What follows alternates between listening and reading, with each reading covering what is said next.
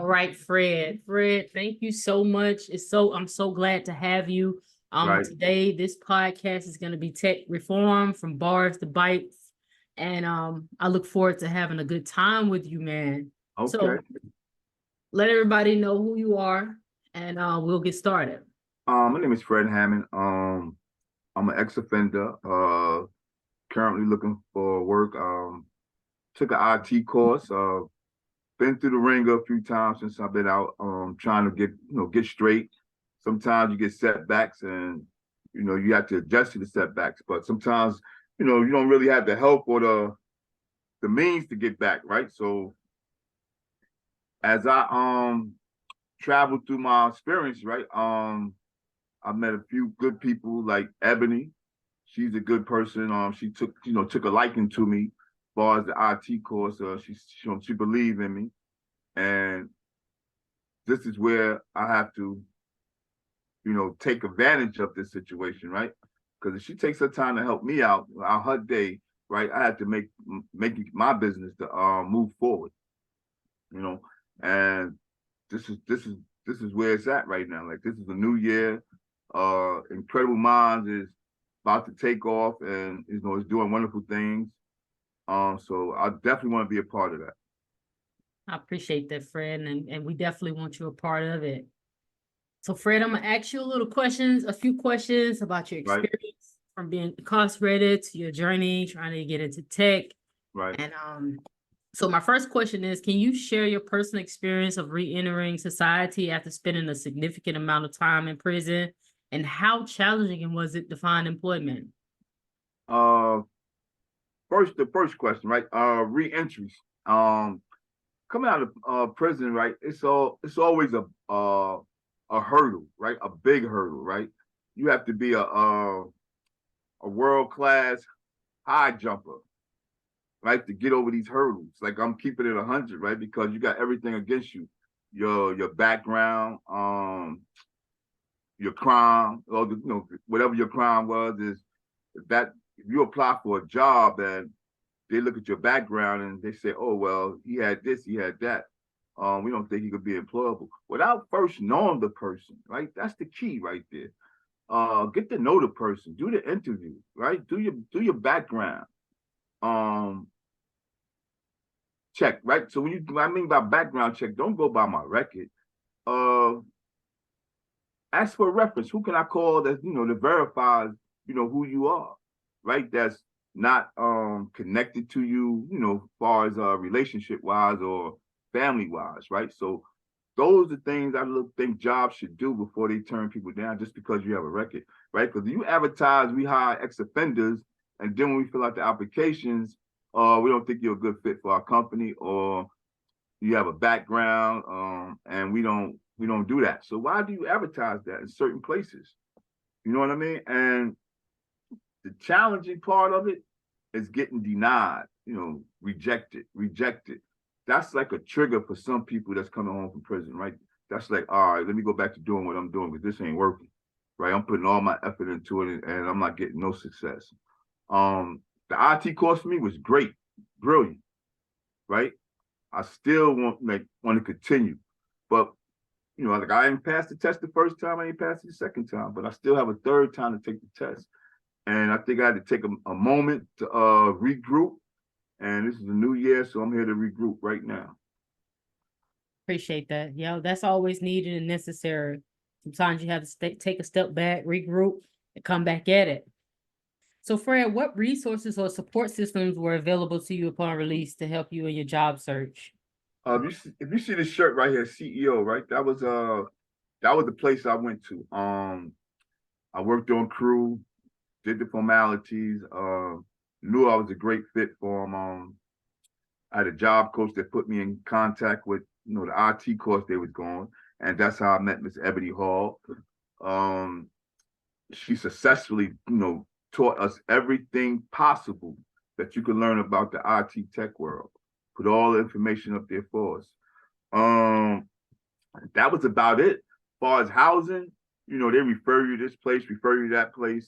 But they don't give you no help, especially where I'm at in Pennsylvania. You have to be, really, really, really out of the ordinary, or you have to be have an addiction, right, for them to try to help you, right? But if you've got a sound mind and body, they expect you to be able to go out there and do it, right? But then they don't know like the consequences with that. But I don't mean say consequences.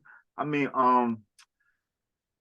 the resources or the roadblocks that you have, right? Because you might not have coffee to get to the interview, or you might not have, certain things you might not have that you can use. Excuse me 1 second, my phone is ringing at the wrong time.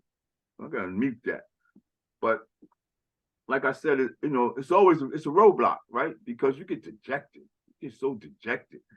I know a few people that have went back, had jobs, but certain things, played a part of that. You know what I mean? Not reporting to your PO and all that stuff.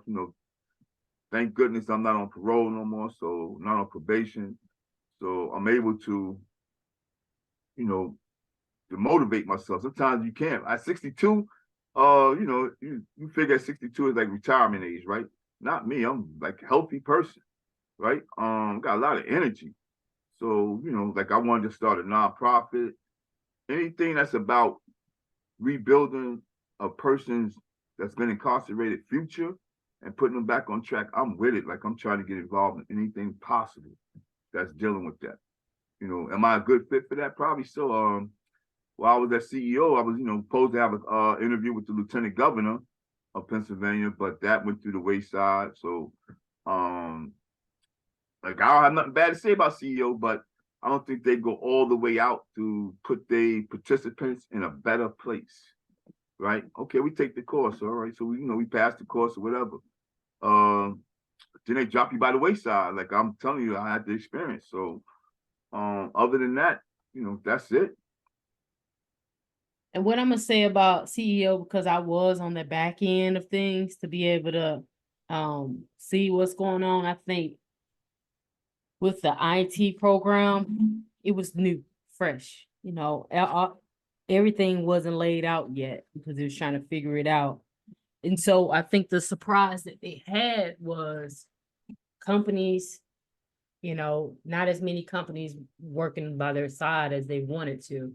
Right. So then it kind of put a strain on, the participants because they had high hopes. When you go into that meeting, they saying, you do this, we're gonna do this for you, and then you're not seeing it. So I think that's what really happened is employers, they wasn't rocking with them like they should. Right. And that's why with my company, Fred, Incredible Minds, I want my recruiters to have a tech background, right? Right. So that they understand how to talk to the employers. Like we had one guy that did get a job, and they asked me, should he get that job? I was able to tell them, yeah. But not only, yeah, I was able to elaborate on why he should get the job. Right. Right. So yeah, I'm sorry that happened to you. And that's one thing that I do want to partner with employers with is helping you guys. I do know certain things that companies can't because of insurance purposes or liabilities, but there are some things that can be done that are not being done right now. Exactly. So you kind of answered that, how, but I want to talk a little bit more on it. How do you think, what changes do you think could be made to the current system to better prepare individuals for employment opportunities post incarceration? For example, do you think the jails, they should do something with you guys to prepare you to come out, or do they even do that? Well, some places do, right? But they are limited to the things they can do. You know what I mean? And certain programs, if you got a lot of time, they're not gonna let you get in the program. And if you got to, if you're about to go home, it's like a quick fix. They just give you the information. They don't contact jobs. That's what I think jail should do, right? So they, if you're in a program in the prison system and it's about reentry, they should be contacting these places and say, hey, we got a guy coming home. We think he'll be a good fit. Give them my background. Let them know what type of person I was, right? Because I'm in your class almost every day or every other day, or how many times a week we allowed, to come to class when you're incarcerated. So that's a good a good road to take. You know what I mean? So most, like I said, most prison systems don't do that. You know what I mean? The only thing they want to do is, make sure you get out of there, right? So once you get out of there, on your own. They give you a car fare to get home and this, that, and then you've forgotten about, right? So the next step is your parole officer. So your parole officer, all they want to do is make sure you got a job. All right, help me get a job. Yeah. Fine, like it should be organizations. I think it should be organizations that's designed to fit around people come home from prison to put, even if to put them in a job. Like CEO was one of those, right? Like you went on crew, but that's as far as you went. You know what I mean? Like I got a job working at the YWCA, but I wanted to take the IT course. So at the time, I was told by CEO that you can't do both. You got to take the course or, the job, or you keep your job. So quite naturally, me being a person that want to move forward in life, I wanted to do the IT work because it was a new experience. Never mind the compensation of taking it, right? But at the end, I could have still had my job. Yeah. Right? Because that was told to us later once we started the course. Oh, well, I have a job now. So why wasn't that said at the beginning? You know what I mean? Like I was told, well, you can't do both. You gotta have this, you gotta have that. So that's the reason why I left the job. But again, going back to what the system can do, like I said, is put a person in a program that ideal for them, right? So if I'm an IT person, I'm incarcerated. All right, connect me with a person that's gonna prepare me, right? Yeah. For the interview, not only the interview, for the job, period. Okay, this is what the job requirements. So I'm gonna work with you on that. By the time you leave here to go home, you're gonna get hired within a week or two. Long as you do what you have to do, you're gonna get the job. So that's a big part of reentry that I think should be worked on.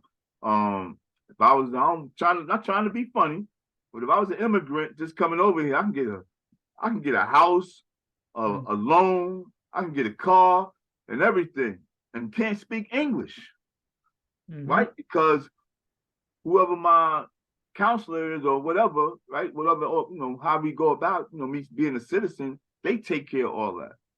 All that thing is set to a part. So for me to be a person to come out of prison, I think I should have the same opportunities as far as moving forward in my life, right? Because if I don't have them opportunities, what am I going to do, right? If I feel like a failure, I'm going to run back to what I do best. Yeah. Whether it's selling drugs or being a robber, whatever it may be. Yeah. Right. I'm going back because I'm comfortable doing that, right? Because I'm being accepted. I don't feel like I'm being accepted into the job resource world because of my background. That's a problem. Yeah, I've gone to the welfare center, public welfare, and I've seen, immigrants, people that's foreign people just coming over to the country, pulling up in big, shiny cars. I'm still walking. And they going into the welfare center getting welfare, stuff like that. I'm like, oh, wait a minute. What is that? But that's what I mean. Like, it's you have a black eye once you go into prison. Like when you come out, you got a black eye, you got a black mark, you're considered endangered species. That's how I put that. So it's not really an opportunity for you. It's always a negative, it's always an uphill battle. And that's one of the things I think society should work better on. Let's work within before we work without. Outside our country, just work with the people within. Like we got so many homeless people, right?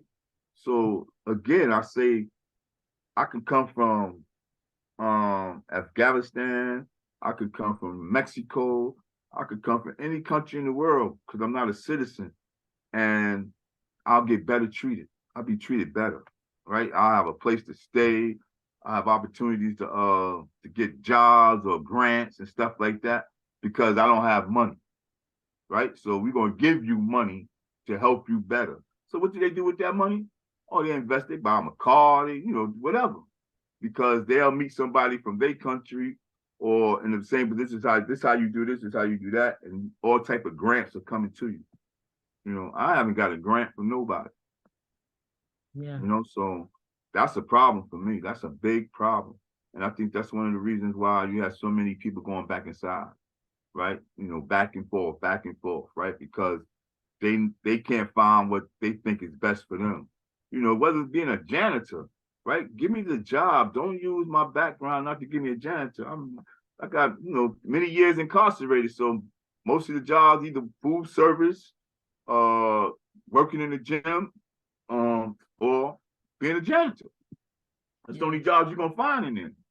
You know, oh, you could be you know, a school aide, right? Like you know, people that can't speak English, you could be one of those. You know, it's a couple things you could do in there. But once you come out, I can't get that job of being working in the school system, helping people that can't speak English, you know, teaching them how to read and write, you know. That's the thing. Like, you know, a lot of people I know did that, like got their GEDs inside and went on to help others get their GED, you know, through the program. Mm-hmm. That's what's up. Thank you for that, Fred. Yeah, we got some problems that do need to be, you know, addressed. I do feel like people from other countries do come here and get better treatment than an American citizen themselves. That alone by itself. Like I know they have even better perks on finding a place, you know. They got all these type of rewards they can get, even just finding somewhere to live. Right. Exactly. Like I live in a room, like I gotta pay rent every week. So you know, and not having a job, so you can imagine, you know, the things that go on my head. Oh, I gotta make sure I got rent Friday, or you know, where I'm gonna get the next dollar from. Can I call this person? Hey, I need a couple of dollars so I get something going to pay my rent. You know, that's not, you know, people don't want to hear that. Yeah. Right? Because they got their own problems. You know what I mean? Like it's not that they're against you, they just have their own problems. So why can't I go to the city, the state, you know, or the state, and say, hey, I need help. Can you help me find a place, pay my rent for such and such and such? You do have places like that, but you have to be working already, right? And be able to sustain your job before they help you. So, for example, if I wanted to find an apartment and I got a job and I'm making a certain amount, um, they'll say, yeah, we'll help you. We'll pay your rent for 6 months and such, right? But what about if I can't find a job? Where do I sleep? You know, Yeah. what happens then? You know, so that like I said again, it puts me back in the situation I'm trying to get away from. You know, oh, I gotta find me a place. So what do I do? Do I throw a brick through the window just to get back where I'm at? No, I don't want to do that no more. So just like I said, this is the blocks, the hurdles that we go through. You know, like I said, if you could jump, you could be a high jumper. What's that when a guy runs a pole vaulter? You know, you gotta have a pole and vault over buildings just to get over. You know, so that's what we go through. Yeah. That's unfortunate, man. So, have you encountered any misconceptions or stereotypes during interviews? And if so, how did you handle it? And how did it make you feel? One job, like the YWCA job, right? They knew I was already, you know, ex-offender, where the program was coming from. I was a good fit for them. They didn't want me to leave, right? I brought to them a attitude of, wow, he's ex-offender. You can't even tell that the way he carries himself. You know, like he don't show no tendencies or this, that, and the third. He's he's very punctual, you know, does his work, no problem. But that's a cleaning job, right? So what about if I was in the office? You know, my attire, you know, shirt and tie. Of course, I'm gonna be presentable, because that's what we do. We want to be presentable, right? We want to look good, a good shade. Look at me now. I'm woofy woof, but I'm cool though, right? I could be accepted. But in that world, you know, it's a struggle. If you don't have the means, it's always a struggle. You know, it's always a struggle, right? Because you have two options against you. One, you're ex-offender. Two, it might be you know, your race, right? So if you're going to a business that's predominantly Caucasian, and you're, you know, the only African American or a few African Americans, you know, quite naturally, you know, you're not going in there, right? Because the ones that's there probably been at the company for 10 years or stuff like that, you know, or have a bachelor's degree or associate's degree, right? Some college, you know, stuff like that. So coming from there, we don't have bachelor's or associate's degree, right? All we have is GEDs or diplomas. Yeah. So that's another part. Well, you didn't do no college. You know, did you go to school? When, you know, when the last time you went to school? or when was the last job you had? When you fill out an application and you say the last job I had was in 1996, you know what I mean? It's 2024. What happened in between there? Oh, I was incarcerated. Oh, we didn't know you was incarcerated. Well, you know, but you're a job that hires ex-offenders. So why do that matter? Right. Right? So if I tell you I did time, you know, on the application, or do you have a felony? Yes, I had a felony. Could you give us the dates? So I'll give you a date from 92, for example, right? 1992. So this, like I said, it's 2024. Oh, you mean you didn't work that long? Says, you know, yeah, I was incarcerated. You know, so right then and there, they label, oh, we gotta watch him. He got so much time in prison, so he might be violent. You know, his mindset, you know, his mental health, stuff like that. You don't know that. You don't know that unless you take the opportunity. So you telling me you rather turn one person down because of their background and accept 4 other people that don't last a month on your job. Yeah. So what I'm getting at is the person that really needs the job and, you know, is trying to move forward and change their life, those are the one I want to hire. Right? Because I like your determination. You're not giving up, right?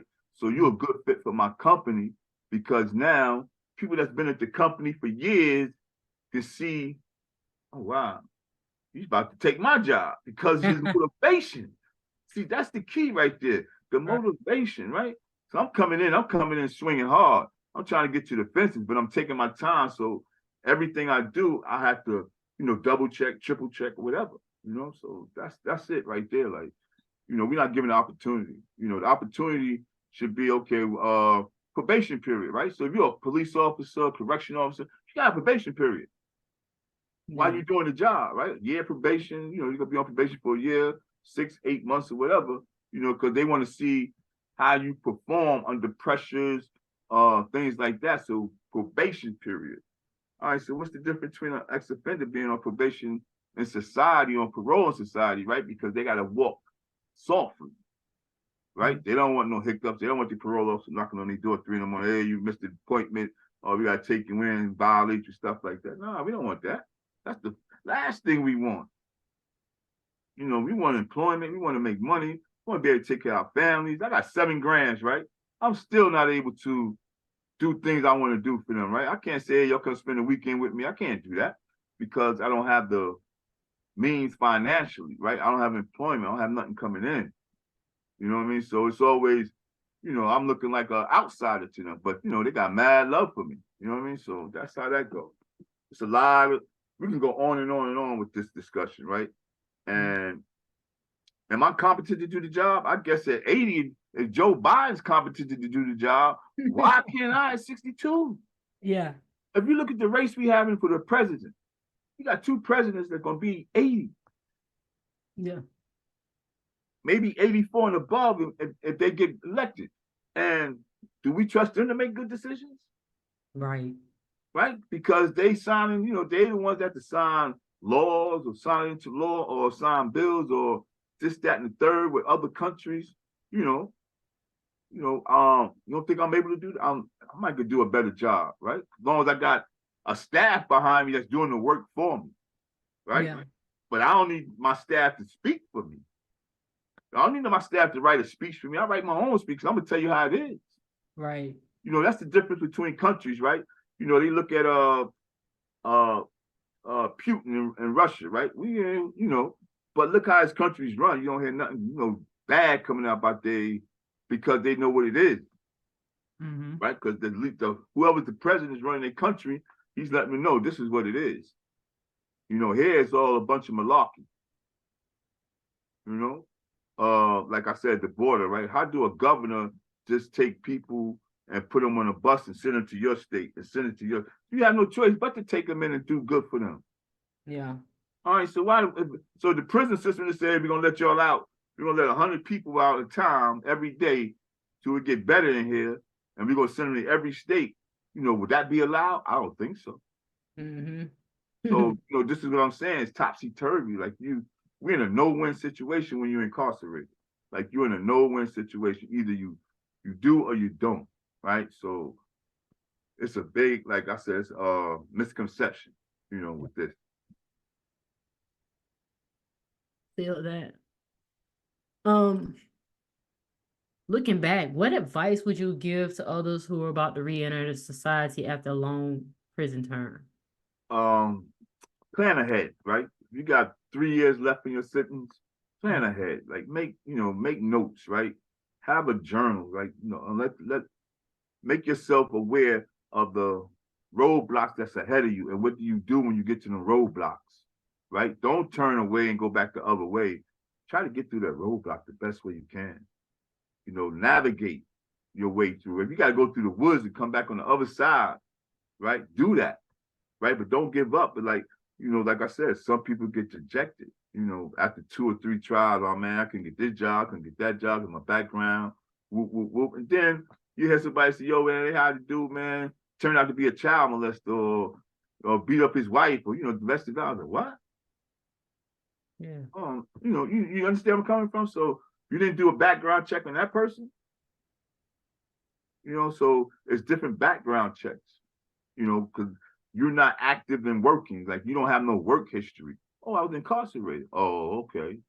Well, you don't have the background or you don't have the experience we're looking for. How do you know that? You can't give me a chance to do the job, right? If you hire me, you can tell within 2 to 3 weeks if I'm a good fit for your company, if I'm going to make it, right? So, like I said, some jobs you're insured. You could bond me. There's so many federal bonding, whatever you got, is out there, to protect your business from a person that's an ex-offender and coming to work. You hire them. Got so many bonds that's going to take care of that, right? So if you pay me for 6 weeks, you can recoup that money for those 6 weeks for the federal bonding. No matter how I end up, whether you fired me or you terminated me or you put me on leave, whatever, right? So, like I said, those are things that they need to change. Like it need to be worked on very, very differently, right? We as ex-offenders, like I said, we have to take a journal, prepare yourself, right? Read, study, do what you can before you get there. We like to go to the rec yard, we like to lift weights, we like to be on the telephone, we like to watch TV, whatever, right? But always know at that time, it's a time in the day that you have to work on your survival when your release date is coming upon you. Not at the last minute, oh man, I don't know where to go fill out application. No, you should know already. Yeah. Right? You should be taking them steps already. And like I said, the system has to make those programs and things like that available for you.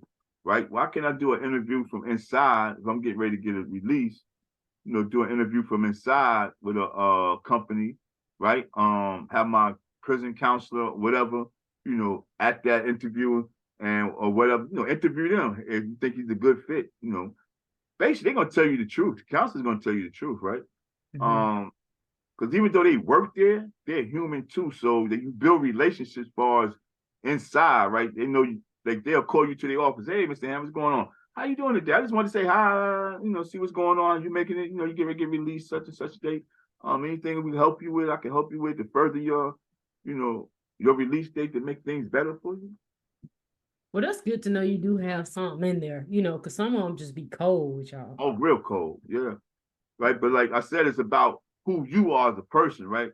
So if I feel comfortable, talking to you about certain things, me being a counselor and you're, a prisoner, if I feel comfortable to, a relationship it's like a counselor inmate relationship, right? It's not going any further. I'm not asking you to bring nothing in. I'm trying to, can you help me once I get outside? Can you put me in the right places to be successful? Most definitely. You know what I mean? So if they can start doing interviews from there, hey, we got a guy about to come home. We want to do an interview so he can get a job. I'm a company, and I do the interview, and you tell me his background, what he's done, why he's in there. Yeah, quite naturally, I want to hire that person, right? Because I did we had a lot of programs, over the fence, where the kids would come into the prison system, the jail, and we would have meetings, talk to them, tell them, give us our experience and listen to their experience. Just to make sure they don't come this way. We're a good fit for that, right? a lot of pro basketball. I mean, pro teams, right? Just take it to sports entertainment world, right? Mhm. A lot of athletes, go through school, graduate. Next thing they done lost their career because they did something, to cause them to lose their career, right? So we could be perfect people for positions in those type of organizations as far as how you say, don't go this way, you know, right? Hire me as a person to come in and talk to your team. Hey man, I've been through the ringer, right? Just that I'm trying to help you stay focused on your career, Mhm. right? Because a lot of athletes, they go to the bars, they go to the clubs, they like to buy jewelry, they like to do a whole lot of things, right? So they put themselves in certain positions, and then it comes back to bite them, down the road. You know what I mean? So, like I know you told me a guy from CEO got hired as a New York Knicks IT tech. Perfect. Do you know the experience he could have gave to his co-workers? This is where I was at in life, right? Yep. And you know, if I'm a coach, I want you to come in and talk to my team, Yeah. right? It's not a motivation, it's a declaration of life, right? I'm giving you my history, right? I don't want you to make that turn. I'm trying to show the good that you had, right? Mhm. Sometimes we take things from work and we take it home. You might not get playing time, so you aggravated. You go home and you and your wife or significant other get in argument. Now you got a domestic violence case against you. So Yeah. how many athletes in sports that has domestic violence cases, right? Mhm. Because they don't have that communication. I don't have to be a therapist or a psychologist for you to come see me, right? A regular person. I'm just gonna sit down and tell you what it is, and I'm gonna give it to you quite naturally. You know, for example, if I was to say I'm gonna use Lamar Jackson, even though he lost yesterday, right? So if he got a bad attitude, you a hell of a athlete. I'm coming in to show you what you get ready to do. I'm getting ready to show you what's going to transpire. Mhm. It's like then you have athletes that have all type of organizations, right? And they reach back and they give things, they do things. Um, that's because in their circle is somebody telling them this is what you need to do. To further correct, like Damar Hamlin. He comes from an area in Pittsburgh, Pennsylvania. Even though he had, his situation on the field, was considered, DOA on the football field, but came back, but his foundation and what he stood for, where he came from, was a big helping point. All type of people came to him and donated money to his foundation, right? Because his foundation was about his community, making sure um, people like him don't fall into the trap holes. Oh yeah. You get what I'm saying? So because a lot of athletes, student like athletes in high school, they got problems, right? They have problems. They have situations where they're hanging out with the wrong crowd and doing the wrong thing, but it goes under the radar because we want your talent. We don't care about your background. We don't care what's happening to you in your personal life. We want you on this football field. You know what I mean? Any means necessary. But first, Mhm. you got to take them through, mental capabilities. What triggers you? What triggers your anger? Stuff like that, right?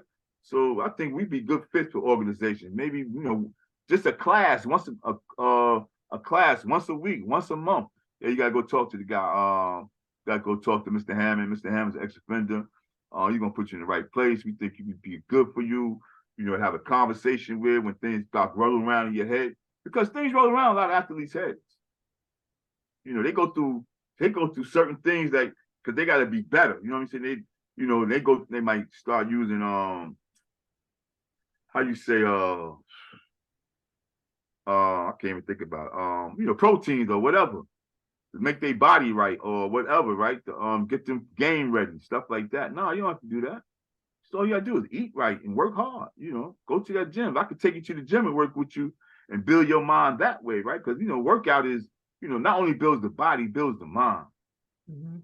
right? It works on the mind too because the determination is the discipline. So that's a sticking point with people coming home from prison. The discipline, right? Um, If you're a clean, tidy person, that's your discipline. Wherever you rest your head at, it's going to be a clean place. You get what I'm coming from? If you're a person that work with people and you can have a conversation and help change people's lives, that's what it is. This is what I'm good at. So try me at this job, right? Certain jobs, they have HR departments. Hey, we're gonna send you to, you're a good worker. We don't want to lose you, so we're gonna send you to this place. Have a conversation. Da da da da. Let me be that person, because I'm gonna tell you, man, you get ready to lose it all. You get ready to lose it all. You're about to lose your family. You might lose your wife, right? Because of your attitude, right? Because of what you do behind the scenes. You need to work on that, right? Because we can tell. You can come into, like, if I had an office, you came in to talk to me, I could tell right away by your body language what's going on with you, right? Because if you slouching, hey man, I'm just doing this to be, nah, we ain't doing this to be doing this. It's a reason why they sent you here. So if we're gonna get to the reason, we're gonna find out what's going on. Like the bad core of an apple, right? You gotta dig all the way through an apple to get to the core. So that's what we're gonna do. Feel that. So my last thing for you, Fred, if you had one thing, like one change, and an employee was sitting in front of you and they say, whatever you say, we're gonna change it right now, what would that one thing be? What would the first thing? Don't judge a book by its cover. Okay. Right? Because I can't give you a book and say that's a good book, right? By the title. I read this book, right? And if you go to page such and such, you're going to see what I'm talking about. Like, open the book and read it, right? Look into the book, dive into it, because you might be missing out on that person that changes your company, that might change your life, right? Might wake you up to things you might be doing, right? Like your thinking or how you look at people of color or nationality, whatever the case may be. I'll give you a perfect example. I hate to bring up, things in other countries, but Israel, Hamas, and the Gaza Strip. All right, so what makes you better than us? We're going through the same thing. You have a good life over there. So what makes you better than us that you discriminate against us, right?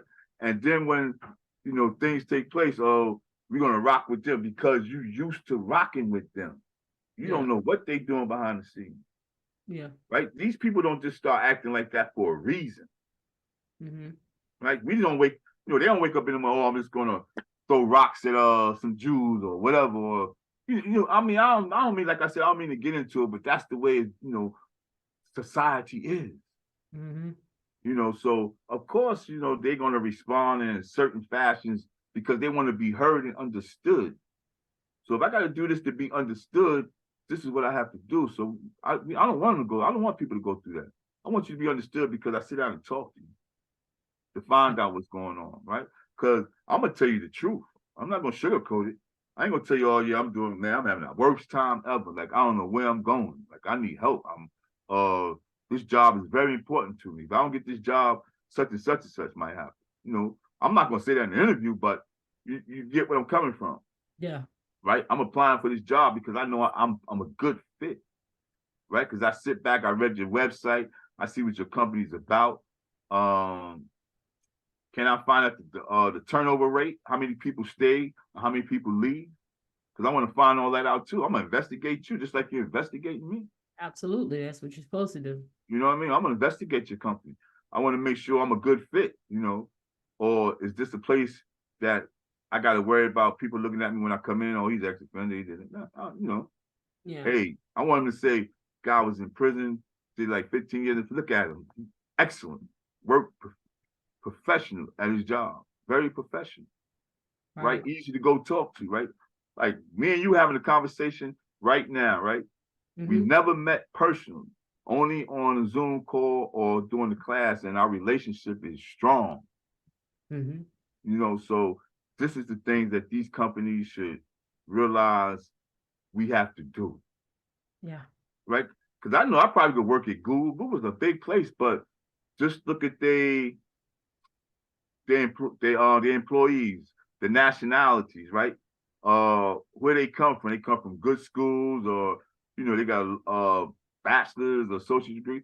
It took a person off the street. If I could make $1 million on the streets, what makes you think I can't make double that in your company, Right. working for your company.